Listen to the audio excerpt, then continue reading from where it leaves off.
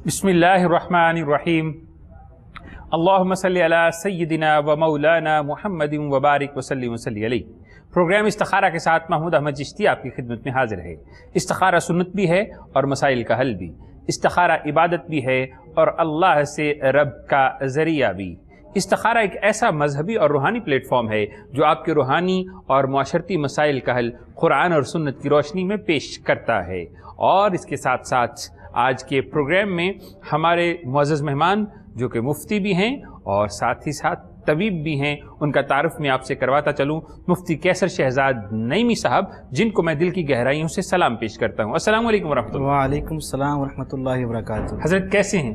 अल्लाह नबी का एहसान, आप सुने ठीक? तबीयत मिजाज कैसे? बहुत शुक्र अल्लाह का। इंशाल्लाह जी, आज आपके लिए मेरे पास भी एक ज़ाती नौइयत के कुछ सवालात हैं, वो भी मैं आपसे पूछूंगा कि जवारिश, खमीरा और मजून में क्या फ़र्क होता है, क्योंकि आप तबीब भी हैं। और आज के प्रोग्राम की खसूसियत ये है कि आज का प्रोग्राम हफ्ता के आखिरी दिन का प्रोग्राम है और आज आपके सवालात बहुत ही ज़्यादा होते हैं। लोग कॉल्स करते हैं, कॉल्स की सूरत में अपने मसाइल हमारे साथ शेयर करते हैं और फिर उनके लिए वज़ाइफ तलब करते हैं। उनका हल शरीयत की हदूद के अंदर बताया जाता है। जितने भी मसाइल और आप हमारे साथ शेयर करते हैं, उनका हल जो भी बताया जाता है, जो भी वज़ाइफ आपको बताए जाते हैं या जो भी हल आपको दिया जाता है, वो कुरान और सुन्नत की रोशनी में दिया जाता है, जो कुरान की आयत होती हैं और शरीयत के हदूद व क़यूद के अंदर रहते हुए दिया जाता है। और दूसरी बात, हमारी कोशिश ये होती है कि जब आप सवाल करें तो सवाल करने वाले के सवाल को हम सुनने के बाद अपनी तरफ से अपने उलूम के ज़रिया से देखकर आपको बताते हैं कि क्या आपके मामला जो है वो सिर्फ रूहानी है या जिस्मानी है। अगर जिस्मानी है तो भी आपको बताया जाता है और अगर रूहानी है तो भी आपकी रहनुमाई वज़ाइफ की सूरत में की जाती है। और आखिरी बात जो आज के प्रोग्राम की बात को आगे बढ़ाने से पहले वो ये कि आप नमाज का ख्याल रखते हुए वज़ाइफ को किया करें। इसके साथ ही प्रोग्राम में कॉल्स का सिलसिला शुरू करते हैं। देखते हैं कि हमारा पहला कॉलर कौन, कहाँ से हमारे साथ मौजूद है। अस्सलाम वालेकुम वरहमतुल्लाह। अस्सलाम वालेकुम। जी वालेकुम अस्सलाम वरहमतुल्लाह। जी कैसे हैं लामा साहब? जी अल्हम्दुलिल्लाह। तो बहुत अच्छा प्रोग्राम है माशाल्लाह से, बहुत रहनुमाई हासिल होती है आपके प्रोग्राम से। जी जी। और बहुत रास्ते नजर आते हैं आपको, जो है दीगर हम देखते रहते हैं शोज में। अच्छा जी, बहुत अच्छा लगता है आपको ये प्रोग्राम। जी जी, सवाल कीजिए मेरी बहन। बहुत खुशी हुई कि आप हमारे प्रोग्राम को देखती भी हैं और आपने तारीफ भी की। ये हमारी मेहनत का नतीजा है। अल्लाह आपकी रहमत फरमाइए। जी जी, मेरे शौहर के साथ बहुत लड़ाई झगड़े रहते हैं, तो उसके लिए मैं कोई वज़ाइफ वगैरह। अच्छा जी, तो आप अपना नाम बता दीजिए, अपनी वालिदा का नाम बता दीजिए। मेरा नाम नासरा है। ठीक है। और मेरी मामा का नाम ज़ाहिरा है। ठीक है। और आपके हस्बैंड का नाम? मेरे हस्बैंड का नाम शफीक है। ठीक है जी। चलें जी, आपका सवाल हम तक पहुंचा। हम चलते हैं मुफ्ती साहब की जानिब और उनसे घरेलू लड़ाई झगड़ों के मुतल्लिक सवाल किया गया है। उनसे घरेलू हम आहंगी के लिए वजीफा तलब करते हैं और उनसे रहनुमाई लेते हैं। बिस्मिल्लाहिर्रहमानिर्रहीम। अस्सलातु वस्सलामु अलैका या सय्यदी या रसूलल्लाह व अला आलिका व अस्हाबिका या सय्यदी या हबीबल्लाह। मेरी बहन, सबसे पहले तो जो सबसे बड़ा वजीफ़ा है वो है नमाज की पाबंदी। सब घर वाले नमाज की पाबंदी करें। रोज़ाना घर में अल्लाह का नूर कुरान पाक की तिलावत होनी चाहिए, जो कि किताब हिदायत है, किताब शिफा है। सब के लिए उसमें रहनुमाई है, सुकून है, घरों का जो है वो सुकून है, दिलों का इत्मीनान है। तो लिहाजा घर में ये दो चीज़ें आप मामूल बना लें।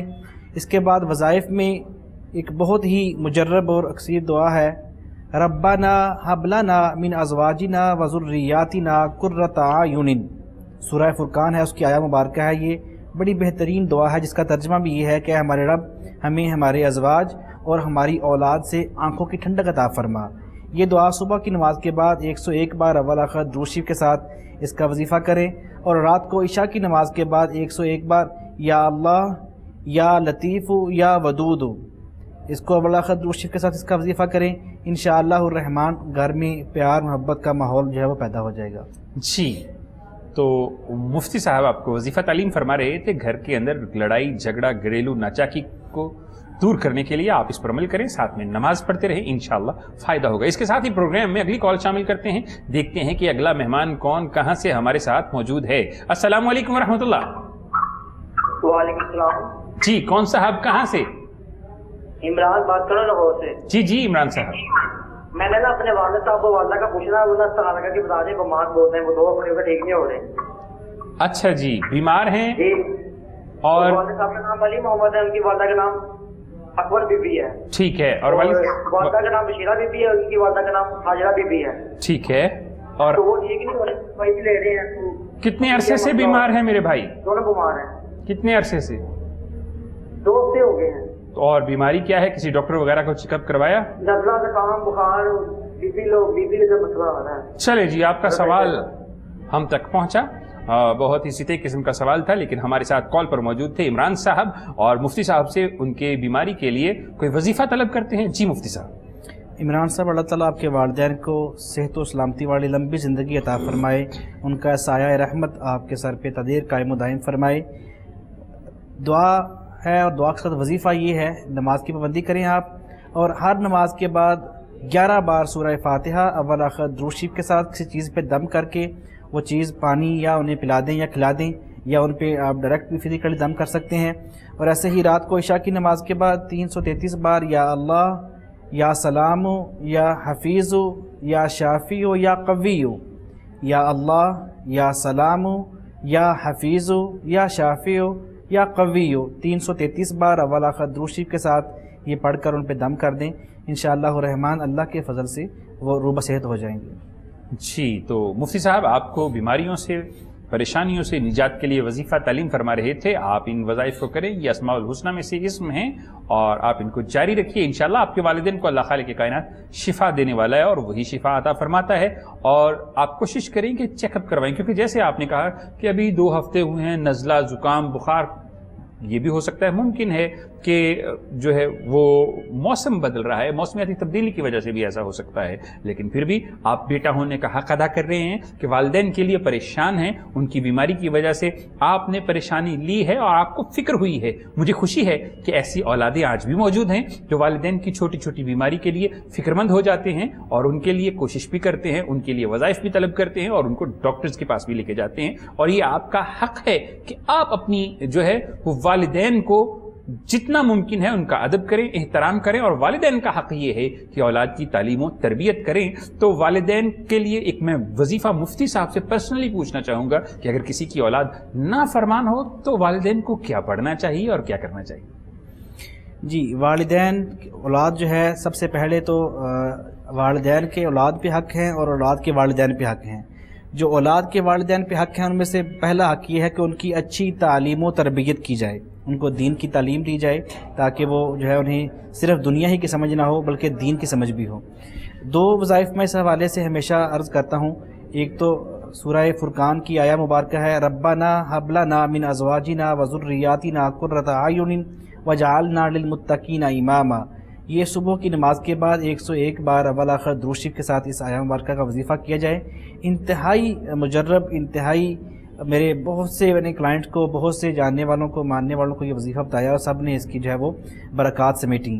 اور ایسے ہی اسماء الحسنہ میں سے جب ہم وظیفہ بتاتے ہیں تو اس میں یا اللہ, یا نافع, یا ہادی, یا اللہ, یا نافع, یا ہادی, یہ 333 بار اول آخر درود شریف کے ساتھ یہ وظیفہ پڑھ کے کسی کھانے والی چیز پہ یا پینے والی چیز پہ دم کر کے بچوں کو پلا دیا کریں, انہیں پہ دم بھی کر دیا کریں. انشاءاللہ انہیں راہ ہدایت بھی نصیب ہوگی. وہ نفع مند اولاد جو ہوتی ہے, نفع بخش اولاد جو ہوتی ہے, وہ آپ کے لیے بن جائیں گے. لیکن پہلی چیز اولاد کی اچھی تعلیم, اچھی تربیت کرنا والدین کے ذمہ جو ہے وہ لازمی ہے. جی تو اچھی تعلیم اور تربیت والدین کے اوپر فرض بھی ہے, جی صرف ذمہ داری نہیں ہے.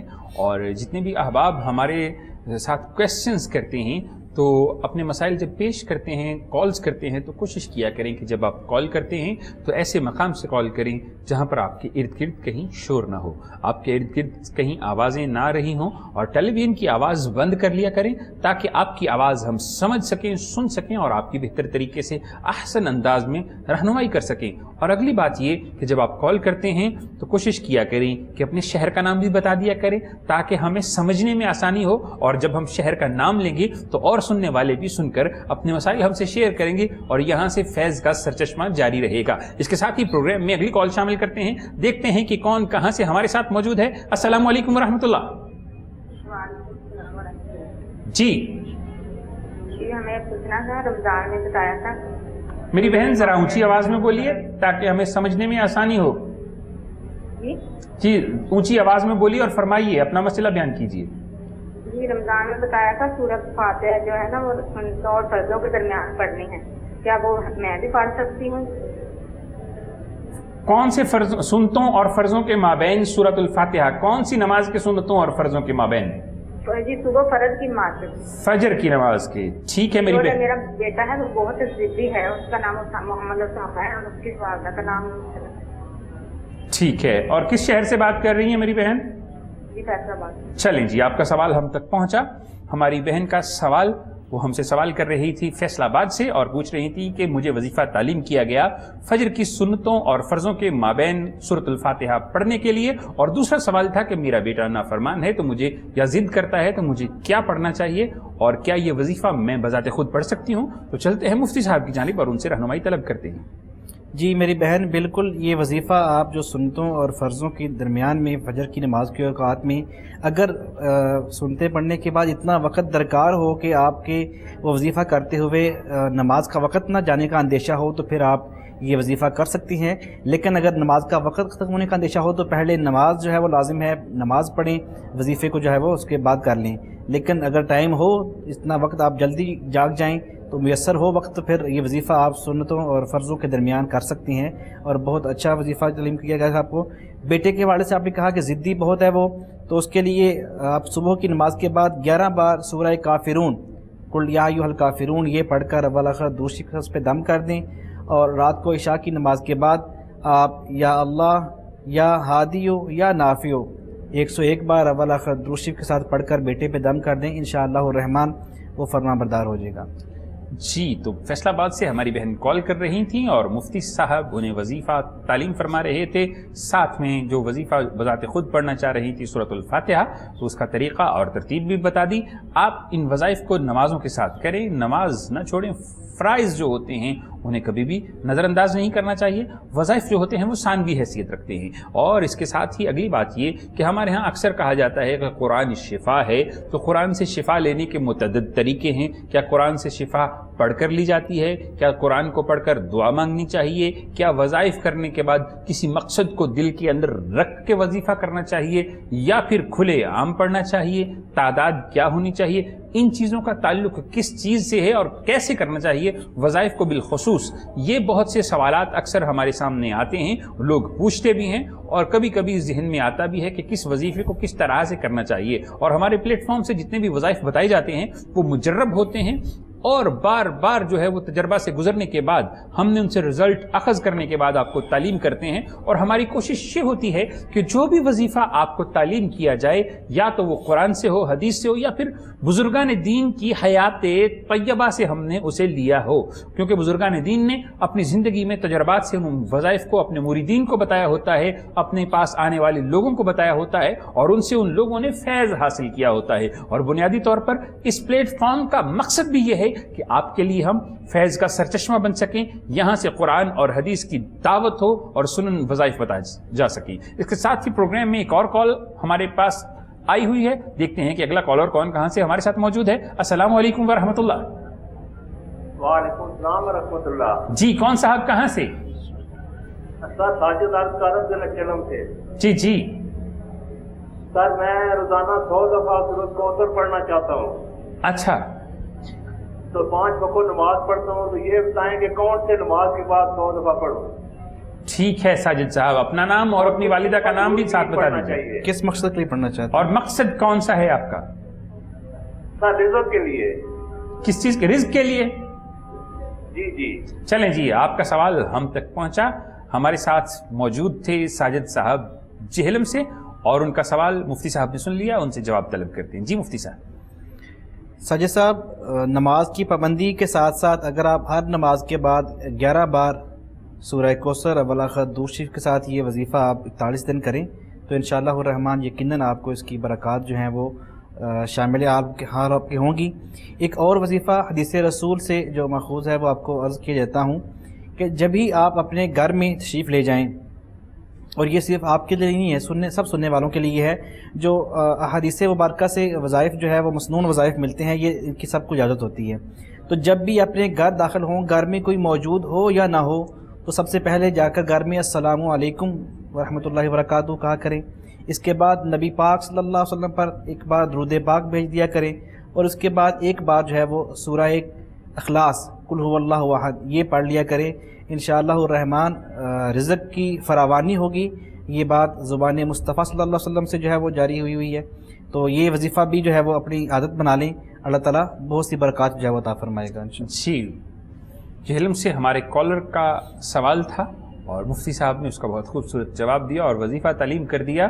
اور یہ وظائف جو مسنون بتائے جاتے ہیں، آپ کوشش کیا کریں کہ انہیں اپنی زندگی کا حصہ بنا لیں۔ کتنی خوبصورت بات ہے کہ گھر کے اندر کوئی موجود ہو یا نہ ہو، آپ کو تو یہی محسوس ہوتا ہے نا کہ کوئی انسانی فرد موجود نہیں، لیکن ہو سکتا ہے کہ وہاں پر جو ہے وہ اللہ کی مخلوقات دیگر بھی موجود ہوں۔ جب آپ سلام کریں تو ان کی طرف سے بھی آپ کو جواب آئے اور اس جواب کی وجہ سے آپ پر بھی سلامتی نازل ہو جائے، تو سلامتی جو ہے وہ نازل ہوتی رہنی چاہیے اور اس کے لیے کوشش و کاوش کرتے رہنا چاہیے۔ اگلی بات یہ ہے کہ ہمارے ہاں وظائف کرتے ہوئے لوگ یہ سمجھتے ہیں کہ جی 1 یا 2 یا 3 دن کے اندر کام ہو جاتا ہے، لیکن جب ہم کوئی اور دیگر تھراپیز لیتے ہیں، ہم مہینوں تھراپی لیتے ہیں، مہینوں کے بعد ہم کہتے ہیں کہ جی اب رزلٹ آئے گا، لیکن ہماری کوشش یہ ہوتی ہے کہ جب وظیفہ کریں تو کوئی معجزہ جو ہے وہ رونما ہو جائے۔ تو میرے بھائی یکسوئی کے ساتھ وظائف کرتے رہا کریں اور کم از کم 41 دن تو ضرور کریں، تاکہ 41 ڈیز جب آپ یہ وظائف کرتے ہیں تو نتائج سامنے آنا شروع ہو جاتے ہیں۔ اس کے بعد آپ دوبارہ کال کر سکتے ہیں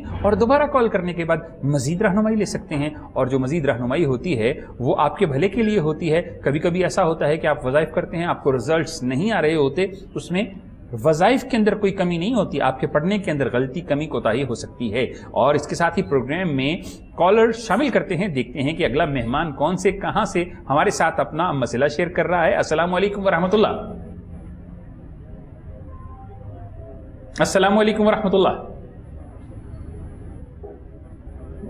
جی کون سا؟ السلام علیکم۔ وعلیکم السلام ورحمۃ اللہ وبرکاتہ۔ جی فرمائیے۔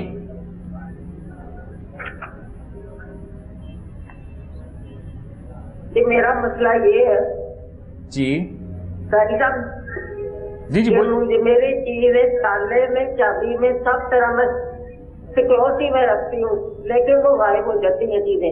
ٹھیک ہے۔ ہاں تو میں گھر میں کثرت سے قرآن پاک پڑھتی ہوں، 5 وقت کی نمازی ہوں میں، تو مجھے اس طرح کا کوئی مسئلہ نہیں ہے کہ گھر میں نماز نہیں پڑھی جاتی یا قرآن نہیں پڑھا جاتا۔ ٹھیک ہے، لیکن میری بہن پہلے ٹیلی ویژن کی آواز بند کر لیں پیسے گنتے رکھتی ہوں تاکہ کال ٹھیک سے سن لیں، اس کے بعد جواب آپ ٹیلی ویژن پر سن لیجیے۔ بولتی ہوں تو غائب ہوتے ہیں پیسے۔ چلیں آپ کا سوال پہنچا، اپنا نام بتا دیجیے، اپنی والدہ کا نام بتا دیجیے، اور ساتھ ہی یہ بھی بتا دیں کہ آپ کس شہر سے بات کر رہے ہیں۔ میرا نام بھی ذکیہ پروین ہے جی۔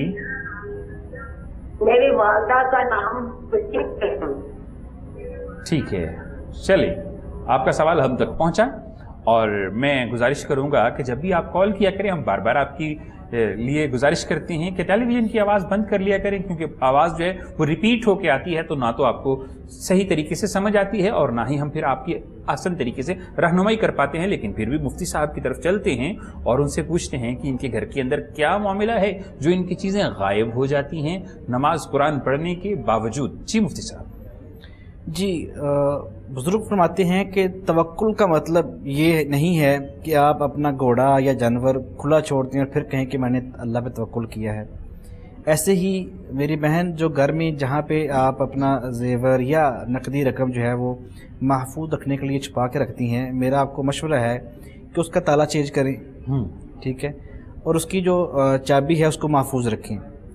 دیکھیں ایک تو جو ہے چیزیں ساری کو مجھے بتا رہی ہیں کہ کچھ پیسے بیچ میں کم ہوتی ہیں، سارے پیسے نہیں نکلتے، کچھ پیسے نکلتے ہیں، تو بڑا مہربان قسم کا چور ہے ان کا جو سارے پیسے نہیں لے کے جاتا، بڑا شریف ہے جی، اسے جتنی ضرورت ہوتی ہے اتنے ہی لیتا ہے۔ تو اس کا تالا چینج کریں، اور جب چیزیں اس میں پیسے رکھتی ہیں یا چیز رکھتی ہے جو غائب ہوتی ہے، تو رکھتے وقت جو ہے وہ 3 بار آیت الکرسی اول آخر درود شریف کے ساتھ اور 1 بار سورہ فاتحہ یہ پڑھ کر اس پہ دم کر دیا کریں، انشاءاللہ الرحمن وہ چیزیں محفوظ رہیں گی، لیکن اس سے پہلے تالا اور چابی جو ہے وہ محفوظ رکھیں چینج کر کے۔ جی، تو مفتی صاحب آپ کے سوال کا جواب دے رہے تھے اور فرما رہے تھے کہ آپ آیت الکرسی پڑھ لیا کریں اور حفاظتی اقدامات پورے طریقے سے کریں، کیونکہ شیاطین اور جنات ایسے معاملات نہیں کرتے کہ کسی چیز کو اٹھائیں یا پھر پیسے نکال لیں، کیونکہ شیاطین اور جنات کی یہ چیزیں ضرورت نہیں ہوتی اور یہ چیزیں انسانوں کی ضرورت ہوتی ہیں۔ اس لیے آپ حفظ ما تقدم تالا چینج کر لیں اور ساتھ میں سورہ فلق اور ناس بھی پڑھیں اور آیت الکرسی بھی پڑھتی رہا کریں جیسا کہ مفتی صاحب نے تعلیم فرمایا، اور کوشش کیا کریں کہ جب بھی جناب ابوبکر صدیق رضی اللہ تعالیٰ عنہ فرماتے ہیں کہ اعتماد کرنا اچھی چیز ہے اور نہ کرنا اس سے بھی اچھی بات ہے، تو کوشش کیا کریں کہ اپنے جو ہے وہ معاشی معاملات میں، چیزوں کو سنبھالنے کے معاملات میں کسی پر بھی اعتبار نہ کریں، تاکہ کل کو آپ کو اگر ٹھیس پہنچتی ہے تو آپ کو تکلیف نہ ہو، آپ کو نقصان ہوتا ہے تو آپ کی دل آزاری نہ ہو اور آپ کی پریشانی جو ہے وہ کم رہے گی اگر آپ ان چیزوں کے اوپر، ان حفاظتی اقدامات کے اوپر عمل درآمد کرتے رہیں گے۔ اور اس کے ساتھ ہی مفتی صاحب سے پوچھتے ہیں کہ آج کی ایک خاص بات کہ اگر کسی کے رزق کے اندر برکت نہیں ہے تو اسے کیا پڑھنا چاہیے اور کیا کرنا چاہیے؟ جی، سب سے پہلی بات، رزق میں برکت کے لیے جو بہترین چیز ہے وہ ہے رزق حلال کی تلاش۔ رزق میں حرام کی آمیزش نہ ہو۔ رزق حلال جو ہے وہ یقیناً باعث برکت ہوتا ہے۔ صرف جو اللہ تعالیٰ نے چیزیں حرام کی ہوئی ہیں یہی حرام نہیں ہیں عزیز سامعین، حرام کے پیسے سے خریدی گئی حلال کی چیز بھی جو ہے وہ حرام ہی ہوتی ہے۔ لہٰذا سب سے پہلی چیز جو ہے وہ رزق کو، رزق حلال کما کر اس کا استعمال کریں، اس کی گھر میں برکت ہوگی، بچوں میں، آنے والے بچوں میں، ان کی نسلوں میں، ان کے جینز میں جو ہے وہ اس کے اثرات ہوں گے رزق حلال کے، ٹھیک ہے۔ دوسری چیز، گھر میں قرآن خوانی، روزانہ گھر میں معمول ہونا چاہیے کہ آپ قرآن کی تلاوت الحمد سے سٹارٹ کریں، اور چاہے روزانہ ایک پارہ پڑھیں، چاہے ایک پارہ، ایک پائیا، ایک رکوع، جیسے بھی اسے ایک ترتیب سے پڑھتے جائیں اور قرآن پاک کا اختتام کریں۔ ویسے تو کم از کم ایک سال میں ایک قرآن پاک اور رمضان میں ایک قرآن پاک انسان کو ختم کرنا چاہیے، ٹھیک ہے۔ اگر یہ نہیں کر سکتے تو پورا سال رمضان کو شامل کر کے اس میں ایک قرآن پاک زندگی میں آپ کو ختم کر لینا چاہیے، ٹھیک ہے۔ اس میں گھر میں قرآن پاک کی تلاوت سے برکات رہتی ہیں۔ اللہ کے اسماء الحسنی جو رزق کی فراوانی کے لیے ہم تعلیم دیتے ہیں، ان میں یا اللہ، یا رزاق، یا نافع، یا باسط، یا اللہ، یا رزاق، یا نافع، یا باسط، اس کا وظیفہ کرتے رہنا چاہیے۔ اور عام چلتے پھرتے کسی نے اگر پڑھنا ہے تو حسبنا اللہ و نعم الوکیل، نعم المولا و نعم النصیر، عام بغیر گنے کاؤنٹ لیس جو ہے اس کو کھلا پڑھتے رہا کریں، انشاءاللہ الرحمن گھر میں رزق میں فراوانی بھی ہوگی اور برکت بھی ہوگی۔ لیکن ایک چیز میں آپ کو اور تعلیم کرتا چلوں، ہمارے جتنے پرانے اولیاء اکرام، بزرگان دین جو گزرے ہیں، ان کی کتابیں ہم جب بھی پڑھتے ہیں تو وہ انسان کی جو اخلاقی اقدار ہیں انہیں سنوارنے پہ جو ہے توجہ دیتے ہیں، وہ انسان کی حرص جو ہے اسے ختم کرنے کی طرف جو ہے وہ تعلیم فرماتے ہیں کہ ایک انسان کی جو حرص ہے وہ کبھی جو ہے وہ پوری نہیں ہو سکتی۔ اللہ کے نبی صلی اللہ علیہ وسلم کا ارشاد گرامی ہے، آپ فرماتے ہیں اذا نظر احدکم من ہوا فضل علیہ بالمال والجسد فلینظر الی من ہوا اسفل منہ، تم میں سے جب کوئی شخص ایسے بندے کی طرف دیکھے، ایسی شخصیت کی طرف دیکھے جسے اس پر مال میں یا صحت میں فضیلت دی گئی ہے، تو اسے چاہیے کہ اپنے سے نیچے والے کو بھی دیکھیں۔ واہ، بہت خوبصورت بات کی۔ اگر آپ صرف اپنے سے اوپر والے کو دیکھیں گے تو آپ کبھی بھی شکر گزار نہیں بن سکتے۔ اگر آپ اپنے سے کمتر کو دیکھیں گے، اگر آپ گاڑی والے ہیں تو آپ بائک والے کو بھی دیکھیں جس کے پاس گاڑی نہیں ہے، اگر آپ بائک والے ہیں تو آپ اس کو بھی دیکھیں جس کے پاس بائک بھی نہیں ہے۔ تو ہمیشہ اپنے سے نیچے والے کی طرف دیکھیں گے تو آپ میں شکر کے جذبات پیدا ہوں گے، اور شکر جو ہے وہ ایسی نعمت ہے، اللہ فرماتا ہے وَلَئِن شَكَرْتُمْ لَأَزِيدَنَّكُمْ، اگر تم شکر کرو گے تو میں تمہیں ضرور جو ہے وہ زیادہ دوں گا، وَلَئِن كَفَرْتُمْ إِنَّ عَذَابِ لَشَدِيدٌ، اگر تم ناشکری کرو گے تو میرا عذاب جو ہے وہ بڑا سخت ہے۔ لہٰذا ہمارے اندر شکر کے جذبات جو ہیں، شکر کے کلمات جو ہیں، یہ ہمیشہ زبان پہ جاری رہنا چاہیے، اور حرص سے جو ہے یہ محتاط رہنا چاہیے، بچ کے رہنا چاہیے۔ انسان کے حرص کبھی پوری نہیں ہوتی، جسے مبارکہ کا مفہوم ہے کہ اس انسان کو اگر ایک سونے کا پہاڑ بھی مل جائے تو تب بھی وہ حریص ہوتا ہے کہ اسے دوسرا پہاڑ ملے۔ اللہ اکبر۔ انسان کا پیٹ صرف قبر کی مٹی بھر سکتی ہے. بہت لہٰذا بات کی اللہ صاحب نے شکر کہ ادا انسان کا پیٹ قبر کی مٹی بھر سکتی ہے, انسان کو سکون قبر میں مل سکتا ہے, وگرنہ خواہشات جو ہیں وہ انسان کو اور زیادہ لالچ کی طرف لے کے چلتی ہیں. اور دوسری بات جو انہوں نے بڑی خوبصورت کی کہ شکر, تو میں نے جہاں تک تجربہ کیا, میں نے کسی بزرگ سے پوچھا کہ جناب شکر کیسی چیز ہے؟ فرمایا کہ شکر انسان کو عاجز کر دیتا ہے, اور ناشکرا انسان بنیادی طور پر متکبر ہوتا ہے, اور متکبر لوگ جو ہوتے ہیں وہ ناشکرے ہوتے ہیں, وہ اللہ کی طرف رجوع کم کرتے ہیں. اپنے ملے ہوئے مال, کیونکہ مال بذات خود جو ہے وہ آزمائش ہے, تو ملے ہوئے مال کو جو ہے وہ سمجھتے ہیں کہ اس سے میں سب کچھ کر سکتا ہوں, لیکن اللہ کی ذات جو ہے وہ مال والوں کے اوپر بھی غالب ہے. اور جو اپنے آپ کو متکبر سمجھتے ہیں, کیونکہ تکبر جو ہے وہ صرف اللہ ہی کی ذات جو ہے وہ صفت ہے, اسی کو زیب دیتا ہے, اللہ ہی کی ذات کے لیے ہے, تو بندوں کو تکبر نہیں کرنا چاہیے. اور خاص طور پر جب ہم اپنے کسی ایسے مقام پر ہوتے ہیں کہ ہم سمجھتے ہیں کہ یہ میرا کمال ہے, یہ رزق مجھے ملا تو یہ میری عقل سے مل گیا, اگر دولت ملی تو میری عقل سے مل گئی, کامیابی ملی تو عقل سے یا میری کوشش سے ملی. میرے بھائی, کوششوں میں تاثیر بھی اللہ ڈالتا ہے, اور جب آپ محنت کرتے ہیں تو محنت کے اندر کامیابی اللہ کے حکم سے آتی ہے, بذات خود کبھی کامیابی نہیں آ سکتی. اور اکثر لوگ مجھ سے سوال کرتے ہیں کہ جی علامہ صاحب یہ بتا دیجئے کہ ہمارے ہاں بہت سے کام کرتے ہیں, ناکامی ہوتی ہے, تو کیا پڑھنا چاہیے؟ اس کے متعلق بھی آپ کو بتائیں گے, لیکن فی الحال ابھی ہمارے پاس ایک کالر موجود ہیں, ان کا سوال لیتے ہیں اور ان کے مسئلے کو سنتے ہیں اور پوچھتے ہیں کہ وہ کہاں سے ہیں اور وہ کون ہیں. السلام علیکم ورحمۃ اللہ. السلام علیکم. جی وعلیکم السلام ورحمۃ اللہ. بھائی میں اپنی بیٹی کے بارے میں پوچھنا چاہتی ہوں. جی جی فرمائیے. آواز آ رہی ہے؟ جی جی آواز آ رہی ہے, بولیے بولیے. اچھا, میں بیٹی کے بارے میں پوچھنا, میں اپنی بیٹی کا رشتہ کر رہی ہوں. ٹھیک ہے. بیٹے کا نام زین اور ان کے باپ کا نام شفیق, اور میری بیٹی کا نام اقرا اقبال. کیا میں کرنا چاہوں, یہ رشتہ صحیح پڑے گا مجھے؟ اپنا نام بھی بتا دیجئے. میرا نام عذرا اقبال ہے. عذرا اقبال. وہ لڑکا کہتا کہ میں نے باہر سیٹ ہونا, میں نے ادھر پاکستان میں جاب نہیں کام کرنا, میں نے باہر جانا. کیا وہ باہر سیٹ ہو پائے گا کہ نہیں؟ میں رشتہ کر لوں؟ چلیں جی. اور کس شہر سے بات کر رہی ہیں میری بہن؟ میں اسلام آباد سے, بائی جی 11 سے. چلیں جی, آپ کا سوال ہم تک پہنچا.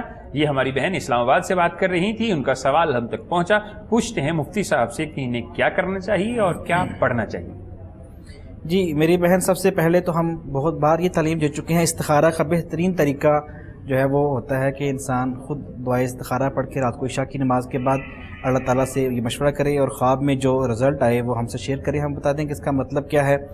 دوسرا جو آپ نے سوال کیا, اگر ہم ان کے ناموں کے حساب سے دیکھیں اور موجودہ وقت جس میں آپ نے سوال کیا اس کے حساب سے دیکھیں تو یہ مناسب معلوم ہوتا ہے رشتہ یہ والا. ٹھیک ہے. اور بچے کے باہر جانے کے حوالے سے آپ نے سوال کیا, تو ممکن ہے آغاز میں اس کو تھوڑی جو ہے وہ زیادہ کامیابیاں نہ ملیں, لیکن انشاءاللہ ٹھیک رہے گا, اللہ تعالیٰ کرم کرے گا, اس کے لیے بہتر ایڈجسٹ ہو جائے گا. ٹھیک ہے. باقی آپ بیٹی سے کہیں کہ وہ روزانہ ایک بار سورہ مریم کی تلاوت کر لیا کریں. ٹھیک ہے, صبح کی نماز کے بعد انشاءاللہ الرحمن اللہ تعالیٰ سارے معاملات میں بہتری فرما دے گا. جی, تو مفتی صاحب آپ کو بتا رہے تھے کہ آپ نے کیا پڑھنا ہے اور کیا کرنا ہے, اور آپ کا جس بیٹے سے آپ کی بیٹی کا رشتہ ہو رہا ہے اس کے لیے سفر کرنا مناسب رہے گا, اور انشاءاللہ وہ کامیاب بھی ہو جائے گا. اور یہ رشتہ کے متعلق آپ پوچھ رہی تھی میری بہن, تو یہ رشتہ بھی آپ کے لیے مناسب رہے گا انشاءاللہ. ہماری دعا بھی یہی ہے اور ہماری استخارہ میں بھی یہی آیا ہے کہ یہ رشتہ اگر آپ کریں تو انشاءاللہ ہماری پیاری بیٹی کے لیے مناسب رہے گا. اور دوسری کوشش یہ کریں کہ جو وظائف آپ کو بتائے گئے ہیں آپ ان کو جاری رکھیں, اور ساتھ نماز کا بھی خیال رکھیں, اور 41 ڈیز تک ان کو تو ضرور کریں تاکہ آپ کے وظائف کے اندر تاثیر ضرور پیدا ہو جائے. اور اس کے ساتھ ہی پروگرام میں نیکسٹ کال شامل کرتے ہیں, دیکھتے ہیں کہ اگلا کالر کون کہاں سے ہمارے ساتھ موجود ہے. السلام علیکم ورحمۃ اللہ. ہلو. جی جی. ہلو. جی جی السلام علیکم. کون صاحب کہاں سے؟ ہلو. جی آواز آ رہی ہے؟ جی جی بولیے. تھوڑی آ رہی ہے, بہت تھوڑی آ رہی ہے. چلیں آپ بولیں, آپ کی ہمیں آواز پوری آ رہی ہے.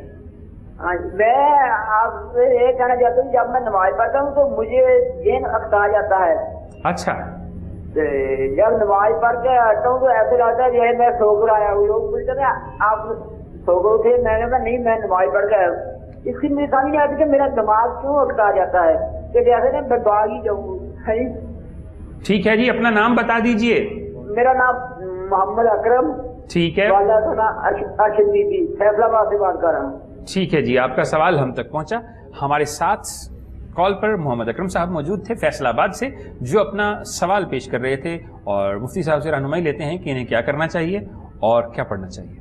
جی, نماز میں خیالات آتے ہیں. نماز میں خیالات آتے ہیں, محسوس ہوتا ہے جب نماز پڑھتے ہیں تو ایسے لگتا ہے جیسے میں سو کے اٹھ کے آیا ہوں, اور میرے اوپر جو ہے ایسا غلبہ ہوتا ہے کہ بالکل سستی وغیرہ طاری ہو جاتی ہے. بہترین چیز یہ ہے جب نماز آپ پڑھ رہے ہوں تو اللہ کے نبی صلی اللہ علیہ وسلم کا فرمان ہے ان تعبد اللہ کأنک تراہ, اللہ کی عبادت آپ یوں کریں جیسے کہ آپ اسے دیکھ رہے ہیں. فإن لم تکن تراہ فإنہ یراک, اگر تم اسے نہیں دیکھ سکتے تو پھر یہ دیکھو کہ اللہ تعالیٰ آپ کو دیکھ رہا ہے. بڑی خوبصورت بات, ٹھیک ہے, بڑی خوبصورت. جب آپ کے دل میں یہ تصور ہوگا تو پھر خیالات آپ کو نہیں آئیں گے. لیکن نماز شروع کرنے سے پہلے آپ جو ہے وہ 11 بار اعوذ باللہ السمیع العلیم من الشیطان الرجیم یہ پڑھ لیا کریں. وسوسے جو ہے یہ ایسے شیطان کی طرف سے ہوتے ہیں, لہٰذا یہ آپ پڑھ کے نماز کا آغاز کیا کریں اور بے فکر و نماز پڑھا کریں. نماز میں وسوسے آنے سے نماز میں کوئی فرق نہیں پڑتا, نماز آپ کی ہو جاتی ہے. جی, تو مفتی صاحب آپ کو وظیفہ بھی تعلیم فرما رہے تھے, اور یہ وظیفہ جو ہے یہ بہت ہی خاص ہے, اور اس وظیفے کی جو ہے احادیث سے بھی سند ملتی ہے جو کہ آپ کو بتایا گیا, اور ساتھ ہی ساتھ آپ کو شرعی پہلو بھی بتا رہے تھے کہ اگر نماز آپ پڑھتے ہیں تو نماز کے اندر تخیلات, تفکرات, نماز کے اندر جو بھی سوچیں آپ کے دماغ میں آتی ہیں تو وہ آپ کی نماز کے اوپر اثر انداز نہیں ہوتی, بلکہ ان سے نماز جو ہے اس کی قبولیت میں بھی کوئی پرابلم نہیں ہوتی, نماز ہو جاتی ہے. ہمارے ہاں ایک سوال ہوتا ہے کہ جی دماغ میں بڑے خیال آتے ہیں, خیالات باطلہ آتے ہیں, پتہ نہیں نماز ہوتی ہے نہیں ہوتی, قبول ہوتی ہے نہیں ہوتی. تو مفتی صاحب نے ایک ہی جملے میں بتا دیا کہ نماز ہو جاتی ہے, اس لیے آپ اپنے دل سے ایسا وسوسہ نکال دیجئے. اس کے ساتھ ہی پروگرام میں اگلا کالر شامل کرتے ہیں, دیکھتے ہیں کہ کون سا مہمان کہاں سے ہمارے ساتھ موجود ہے اور وہ اپنا کون سا مسئلہ ہمارے ساتھ شیئر کر رہا ہے. السلام علیکم ورحمۃ اللہ. السلام علیکم. جی وعلیکم السلام ورحمۃ اللہ. بھائی میں نے اپنا مسئلہ بتانا ہے. جی جی. کہ میرا شوہر جو ہے نا 9 سال ہو گئے میری شادی کو. ٹھیک ہے. اور وہ میری عزت نہیں کرتے ہیں اور مجھے طلاق کی زیادہ تر اب ہم. ٹھیک ہے, چلیں جی. کسی بہن پریشان حال بہن کا فون آیا اور انہوں نے بتایا کہ میرے شوہر جو ہیں وہ میری عزت نہیں کرتے اور میرے ساتھ غالباً لڑائی جھگڑا بھی کرتے ہیں. تو پوچھتے ہیں مفتی صاحب سے کہ اس بیٹی کو, اس بہن کو کیا پڑھنا چاہیے. بیٹی کے لیے دعا بھی ہے, اللہ تعالیٰ نصیب اچھے فرمائے اور گھر کو آباد رکھے. اور وظیفہ یہ ہے, پہلا وظیفہ نماز, دوسرا وظیفہ قرآن پاک کی تلاوت, اور پھر آگے وظیفہ یہ ہے کہ بیٹے وہ آپ کی عزت کریں نہ کریں اس کے جواب دے وہ ہیں, آپ کو ان کی عزت کرنی چاہیے. آپ کے شوہر ہیں, آپ کے اوپر ان کی عزت جو ہے وہ لازمی ہے, آپ ان کی عزت کریں, انشاءاللہ یقیناً ایک دن وہ بھی آپ کی عزت جو ہے وہ کرنے لگ جائیں گے. اور آپ جو ہے وہ یا اللہ, یا لطیف, یا ودود, یا جامع, عشاء کی نماز کے بعد 303 بار یا اللہ, یا لطیف, یا جامع, یا ودود اپنے خامد کا تصور دل میں رکھ کر یہ وظیفہ اول آخر درود شریف کے ساتھ یہ انشاءاللہ پڑھیں.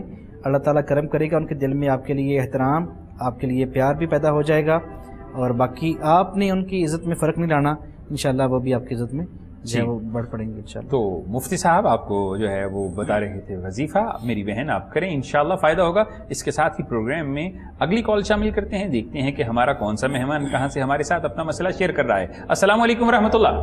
وعلیکم السلام. میں سوال بات کر رہا ہوں ڈور سے. جی. میرا نا اپنی نا چاچے کی ہے بیٹی. جی جی. تو اس کے ساتھ میں نکاح کرنا چاہتا ہوں, مجھے رشتہ دے دیں کہ میرا نام نثار ہے, والدہ کا نام ریحانہ خس, اور اس لڑکی کا نام ہے نورین, اس کی والدہ کا نام صفیہ. تو وہ مجھے رشتہ دے دیں گے. باقی میں باہر کوشش کی تھی, میرا رشتہ نہیں بنا, تو کیا میرے لیے بہتر ہوگا مجھے بتا دیں. چلیں جی, آپ کا سوال ہم تک پہنچا, لیکن یہاں پہ گزارش یہ ہے کہ اصل مسئلہ آپ کا رشتے کا ہے. فلاں شخص رشتہ دے گا یا نہیں دے گا یہ ثانوی بات حیثیت رکھتی ہے. جو جس کے لیے آپ اہم ہیں وہ آپ کو ضرور رشتہ دیں گے, لیکن پھر بھی مفتی صاحب سے پوچھتے ہیں. جی پیارے بھائی, رشتے کے معاملے میں 2 چیزیں آپ نے پوچھی ہیں, ایک تو دے دیں گے وہ نہیں دے دیں گے, دوسرا پھر آپ نے یہ پوچھا ہے میرے لیے بہتر ہے کہ نہیں ہے. یہ 2 سوال ہیں آپ کے, اور رشتہ بھی نہیں ہو پا رہا. رشتہ بھی نہیں ہو رہا. 3 باتیں مکس کی ہوئی ہیں. پہلی بات تو یہ کہ سورہ مریم کی روزانہ تلاوت کیا کریں صبح کی نماز کے بعد اول آخر درود شریف کے ساتھ. دوسری بات یہ یا اللہ, یا مصور, یا جامع, یا وکیل, رات کو عشاء کی نماز کے بعد 303 بار اول آخر درود شریف کے ساتھ یہ وظیفہ پڑھیں انشاءاللہ الرحمن. یہ آپ 21 دن کم سے کم وظیفہ کرنے کے بعد وہاں رشتے کی بات کریں. جو آپ نے نام بتائیں اس حساب سے تو رشتہ مناسب معلوم ہو رہا ہے. اللہ تعالیٰ آپ کو لسانیہ پیدا فرمائے. یہ وظیفہ کرنے کے بعد آپ ان سے بات کریں, اللہ تعالیٰ جو آپ کے لیے بہتر ہے وہ فرما دے گا. جی, تو آپ ان وظائف کو جاری رکھیں اور مالک کائنات آپ کے اس رشتے کو آسان طریقے سے سر انجام دے سکتا ہے, وہی سب کرنے والا ہے, اور انشاءاللہ آپ کے لیے ہم دعا گو بھی رہیں گے. اس کے ساتھ ہی پروگرام میں اگلی کال شامل کرتے ہیں, دیکھتے ہیں کہ نیکسٹ کالر کون کہاں سے ہمارے ساتھ موجود ہے. السلام علیکم ورحمۃ اللہ. السلام علیکم. جی وعلیکم السلام ورحمۃ اللہ, فرمائیے. جی میں لاہور سے بات کر رہی ہوں. میرا مسئلہ یہ ہے کہ میرے بڑے بھائی کی شادی ہوئی تھی, پہلے اس کی اولاد نہیں تھی. ٹھیک ہے. اس کے بعد اس نے دوسری بھتیجی بھانجی لے کے ڈاپ کی تھی اور گٹے سٹے میں ہوئی تھی. تو آپ اس کی شادی کر دی, اس کے بعد چھوٹے بھائی کی ڈیتھ ہو گئی, تو چھوٹی بھابھی کا نکاح, ہم اس کے 3 بچے تھے, اس کے ساتھ کر دیا.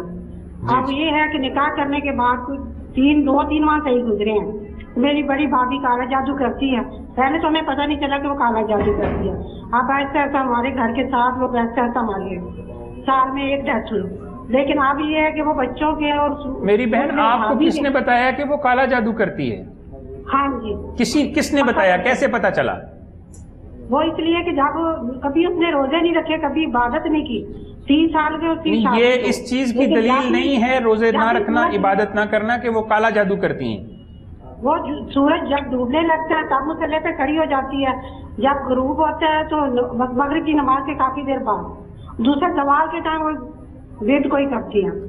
آپ کا اصل مسئلہ کیا ہے میری بہن, آپ اصل مسئلہ کیا ہے؟ آپ یہ تو پوری اس نے ہمارے بھائی کو اپنے شکنجے میں کیا ہوا ہے, تو وہ بہنوں کے ساتھ بھی برا سلوک کرتا ہے, اور جو دوسری چھوٹی بھابھی کا نکاح کیا اس کے 3 بچے تھے. چلیں سیدھا کے ساتھ بھی بڑا ظلم کرتا ہے. چلیں جی, آپ کا سوال ہم تک پہنچ گیا, ہم سمجھ گئے ہیں کہ آپ کے کہنے کا مطلب یہ ہے کہ ہمارا بھائی اپنی دوسری بیوی کے ساتھ بھی ٹھیک طریقہ سے سلوک نہیں کرتا اور اپنی بہنوں کے ساتھ بھی, لیکن کسی کے اوپر بدگمانی کرنا کہ کوئی شخص کالا جادو کر رہا ہے اور کسی کے اعمال و افعال کے اوپر جو ہے وہ ڈاؤٹ فل ہونا, یہ بھی شرعاً جائز نہیں ہے.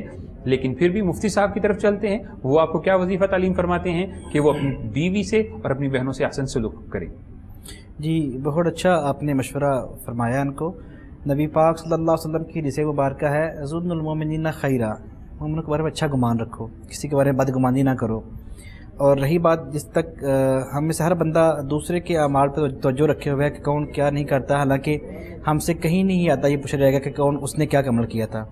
قرآن پاک میں آتا ہے لا تسألون عما کانوا یعملون, تم سے یہ نہیں پوچھ رہے گا کہ وہ کیا کرتے تھے, تم سے پوچھے گا تم کیا کرتے ہو. ٹھیک ہے, ہمیں اس لیے اپنے اعمال کی فکر کرنی چاہیے.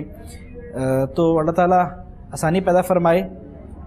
تو میری بہن وظیفہ آپ کے لیے یہ ہے کہ آپ جو ہے وہ رات کو عشاء کی نماز کے بعد 303 بار یا اللہ یا ودود یا لطیف یا جامع, یا اللہ یا ودود یا لطیف یا جامع 303 بار اول آخر درود شریف کے ساتھ اپنے اس بھائی کا تصور ذہن میں رکھ کر پڑھیں.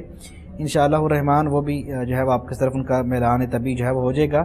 بالکل یقیناً یہ رشتے خونی رشتے ہیں, ایک دوسرے کا احترام, ایک دوسرے کے اکرام اور ایک دوسرے سے محبت سے پیش آنا چاہیے. بھائیوں کی بھی جو ہے وہ خواہش ہونی چاہیے کہ وہ بہنوں سے اچھی طرح سے پیش آئے, اور ایسے بہنوں کو بھی چاہیے کہ بھائیوں سے اچھے طریقے سے پیش آئیں, کسی کے گھر میں بگاڑ پیدا نہ کریں. جی, تو میری بہن آپ نے مفتی صاحب کی جو ہیں وہ طریقہ سن لیا, وظائف بھی سن لیے, اور آپ کے لیے رہنمائی بھی آپ نے دیکھ لی. اس کے ساتھ ہی آج کے پروگرام کی آخری کال دیکھتے ہیں کہ یہ خوش نصیب کالر کون ہیں جو آج آخری مہمان ہیں ہمارے. السلام علیکم ورحمۃ اللہ. جی سر میں سرگودا سے بات کر رہی ہوں. جی استخارہ کروانا تھا. میرا بھائی جو ہے نا اس نے کاروبار اسٹارٹ کرنا ہے. ٹھیک ہے, تو وہ کاروبار گارمنٹس کا اسٹارٹ کرنا چاہتے ہیں اپنے بہنوئی کے ساتھ, تو کیا وہ صحیح رہے گا؟ کیونکہ ابھی فی الحال وہ فلمینی کی جاب ہے. چلیں جی, بھائی کا نام بتا دیجئے اور اپنی والدہ کا نام بتا دیجئے. حمزہ ظفر اور رشید اختر. اور بہنوئی کا نام بتا دیجئے اور ان کی والدہ کا نام بتا دیجئے. اسلم گل اور فتح بیوی. چلیں جی, آپ کا سوال ہم تک پہنچا.